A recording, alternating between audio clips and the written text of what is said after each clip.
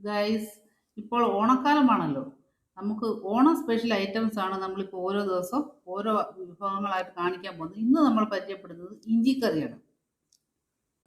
ഇഞ്ചി 100 ഗ്രാം, പച്ചമുളക് 6, വെളിച്ചെണ്ണ 1/4 കപ്പ്, മുളക് പൊടി 1 ഡെസേർട്ട് സ്പൂൺ, മഞ്ഞൾപ്പൊടി 1/4 ടീസ്പൂൺ, ഉലുവാപ്പൊടി 1/4 ടീസ്പൂൺ, പുളി 1 നെല്ലിക്ക വലിപ്പത്തിൽ, വെള്ളം 2 കപ്പ്, ഉപ്പ് പാകത്തിന്, ശർക്കര ചുരണ്ടിയത് 1 ഡെസേർട്ട് സ്പൂൺ, ഉലർത്താൻ വെളിച്ചെണ്ണ 2 ഡെസേർട്ട് സ്പൂൺ, കടുക് 1 ടീസ്പൂൺ, വറ്റൽമുളക് 2 ചെറുതായി മുറിക്കണം, 2 തണ്ട്.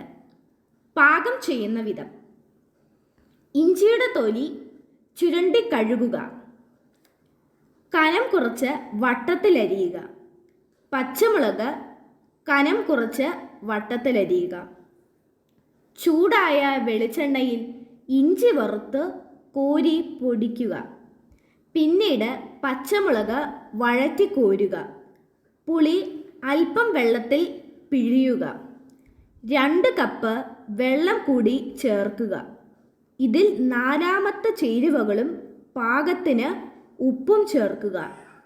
ഇത് അടുപ്പത്ത് വെച്ച് തിളപ്പിക്കുക. ഇതിൽ ഇഞ്ചി പൊടിച്ചതും വഴറ്റിയ പച്ചമുളകും ചേർത്ത് വീണ്ടും തിളപ്പിക്കുക. ചേർക്കുക. കുറുകുമ്പോൾ വാങ്ങുക. ചൂടായ വെളിച്ചെണ്ണയിൽ കടുകും മുളകും കറിവേപ്പിലയും വറുത്തിടുക.